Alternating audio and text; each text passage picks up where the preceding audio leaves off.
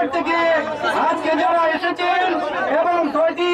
থানা থেকে যারা এসেছেন, বিভিন্ন উপজেলা থেকে এসেছেন, সকলকে জাতীয়তাবাদী কৃষক দল কেন্দ্রীয় সংসদের পক্ষ থেকে এবং সিলেট মহানগর কৃষক দলের পক্ষ থেকে বিপ্লবী শুভেচ্ছা জানাচ্ছি। আমরা আশা করব আগামী দিনে কৃষক দল এই নগরীতে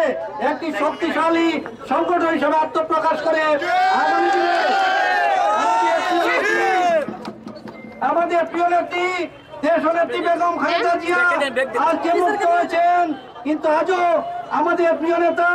বিএনপির ভারপ্রাপ্ত চেয়ারম্যান তারেক রহমান আজও নির্বাসিত রয়েছেন। আজকের এই সরকারের কাছে আজকের এই সভা থেকে